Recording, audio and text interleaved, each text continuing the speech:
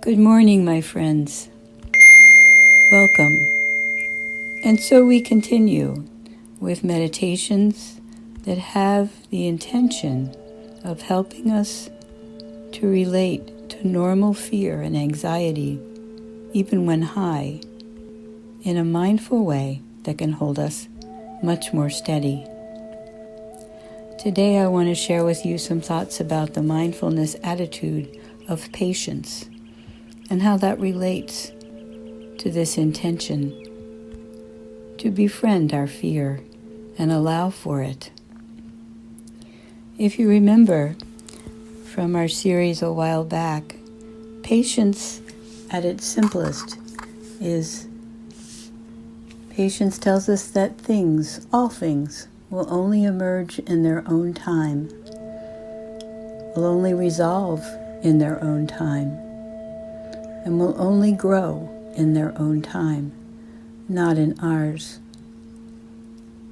In fact, the root of so much of my own impatience is a sense that time is urgent.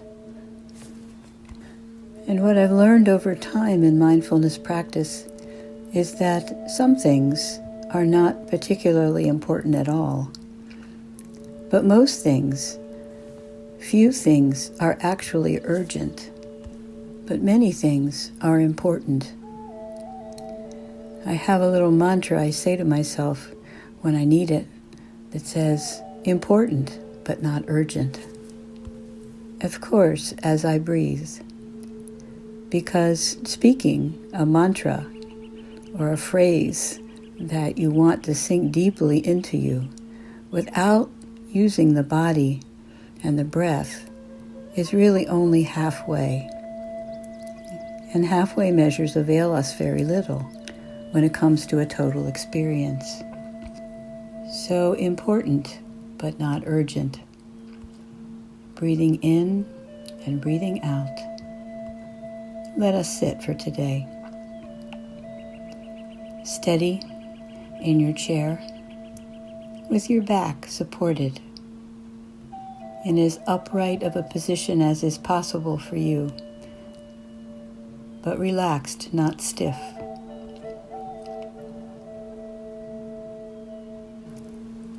Notice your breathing. Intentionally draw in a breath that travels all the way up your spine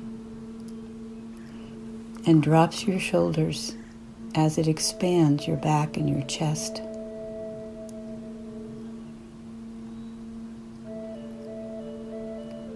And then bring that breath up into your neck and your jaw.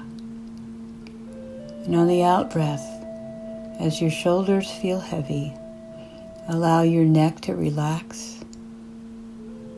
You may want to circle it around just a few times gently and come back to steady and upright.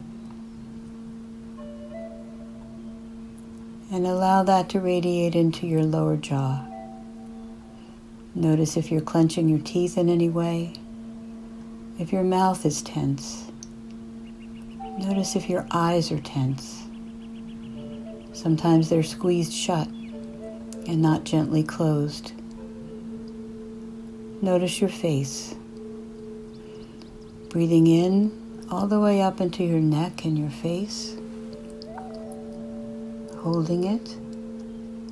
2, 3, 4. And releasing that breath to the count of 5.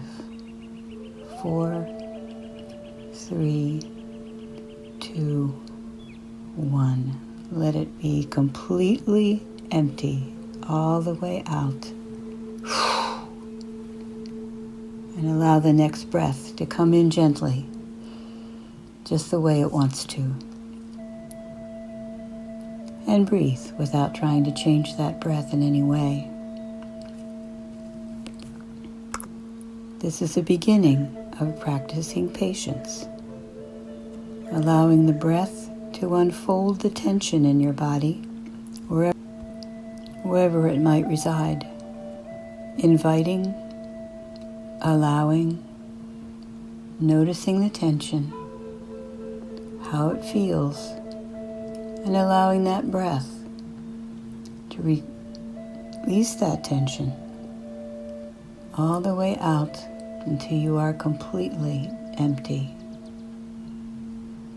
And allow yourself to do that one more time on your own.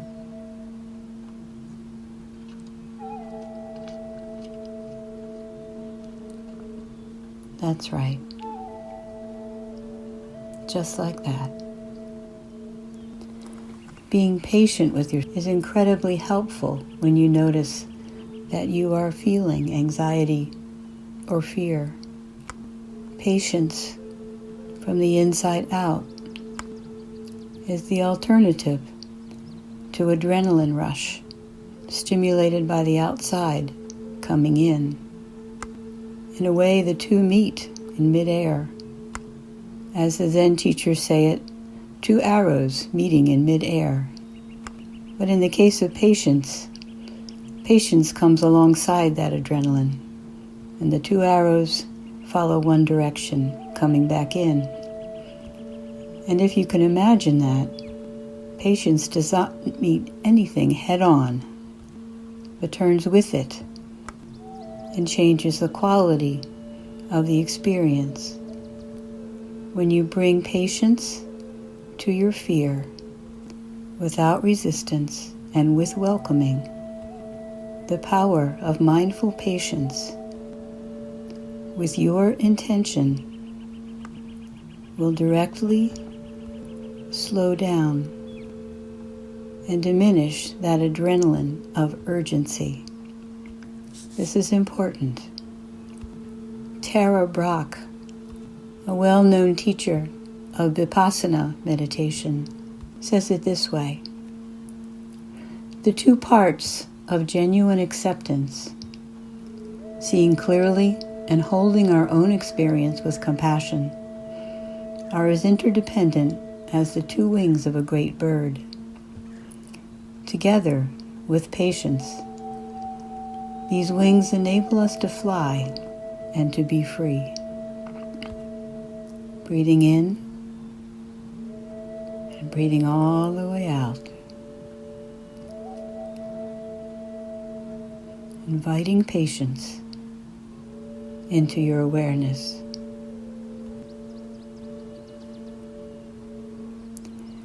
Bring to mind an area inside of you or inside of your life that has the power to bring you to feelings of urgency, reactivity, must do something now, or it's going to be too late, or maybe it'll never happen. In other words, the recipe for impatience. Bring those situations, or that one situation, directly to mind in all of its living color, so you can see it and feel it and know it and sense the urgency of it right now. And now truly consider what could change if you brought what Tara described, the two parts of genuine acceptance, seeing clearly and holding yourself with compassion, into that sense of urgency. Seeing clearly says, yes, I know that this is important. For the present moment, be still and hold this urgency with compassion. I know you, fearful urgency. I know what you are afraid of, and I am here for you with patience and commitment, seeing clearly and compassion, interdependent wings of the great bird called patience. So be patient with yourself, my friends. When you feel urgent or self-judging, come back to the present moment. New habits and pathways in your brain take time. So take this with you as you go out, my friends. Practice and repeat. Practice. Repeat. Namaste. Amen.